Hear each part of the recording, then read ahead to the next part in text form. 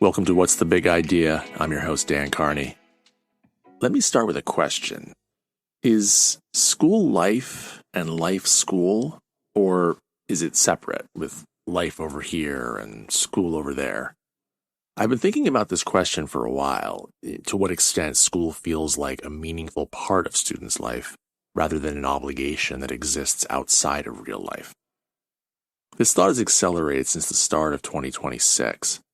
The killing of 2 American citizens in Minnesota, complete tragedies in their own right, have, like George Floyd's murder or the invasion of Ukraine or fill in the blank, tilted our understanding of the world in some pretty fundamental ways.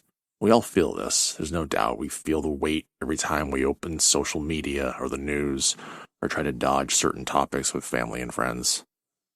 But how is this showing up in schools? We're living in a world of creeping authoritarianism, AI disruption, climate change, social fragmentation, a youth mental health crisis. Students feel all this as much as the adults in the building. But I wonder, and I worry, that we're not doing enough to take on these issues in a way that matters to young people. There are many reasons for this, with varying degrees of legitimacy. But if 2026 can be anything, maybe it can be a portal into classrooms and schools getting serious about how they help students interact with the world when they're at school.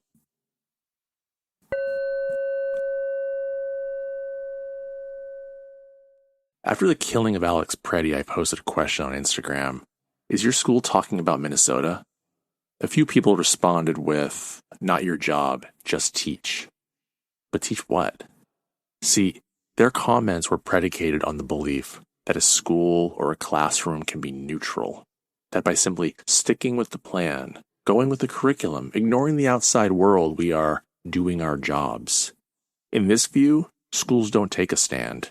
They discourage faculty from talking about current events, and they emphasize to families that they are not going to be, quote-unquote, political. They're going to stick with the curriculum. And you can understand the appeal of this approach, as it insulates the school from accusations of political bias or indoctrination.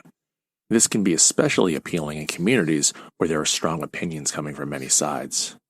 And there may be teachers who are fearful of stepping into what could be deemed political commentary.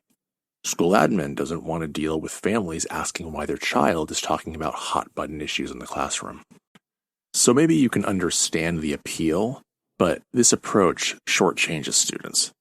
For starters, it's plainly adult-centered. Teachers and admin don't want to deal with student questions, or they're fearful of what students might say. They don't want to handle the hard questions from families, and families worry what their child might hear at school.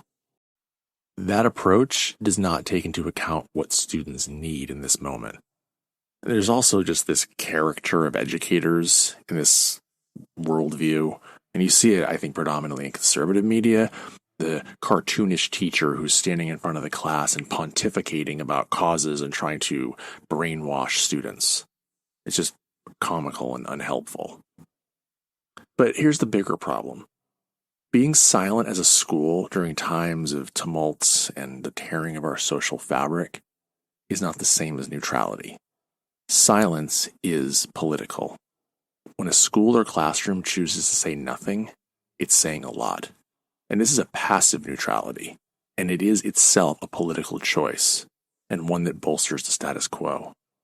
What results is a classroom that potentially ignores the fears, interests, and concerns of many students.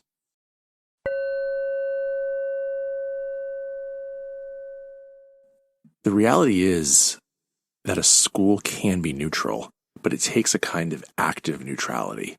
It's a neutrality that says we want to hear student voice, that we value their questions and their ideas.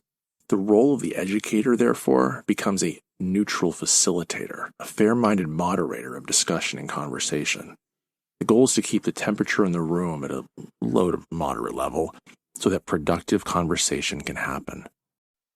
That's actual neutrality, one that honors student voice, one that says to families in the community, we recognize all your perspectives, but we are not going to shy away from the interest and questions that students have.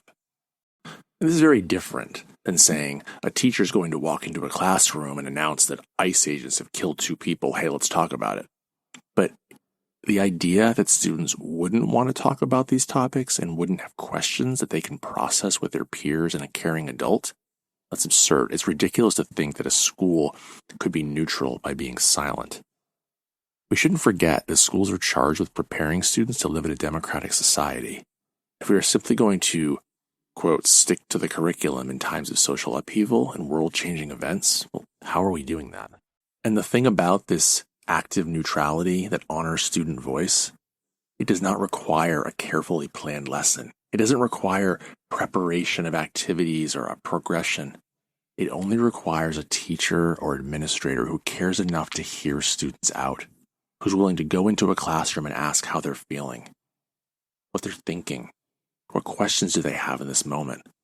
In fact, these are the moments that allow schools to develop civil discourse, to model for students how we can talk with others about sensitive issues that maybe we don't agree with them about.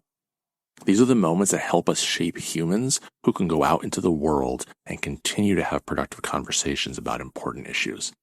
Now, I'd be disingenuous if I didn't acknowledge that the aforementioned creeping authoritarianism is impacting our schools.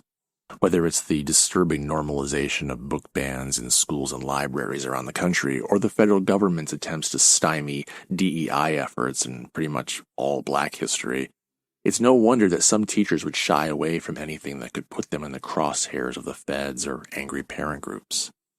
But this is where school administrators play a crucial role. It's imperative that where truth is being taught, whether that's America's racial history, or novels that center LGBTQ characters, or a science class that examines climate change in an honest way, or a classroom that's willing to say to kids, how are you feeling about the state of the world right now?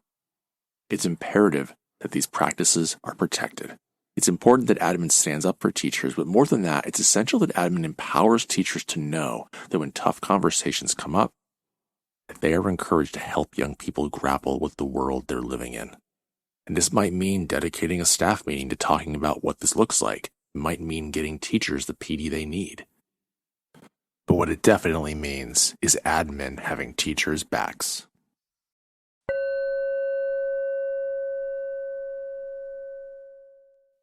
In addition to ensuring that students feel heard and seen, opening up these conversations has another potential benefit: student action.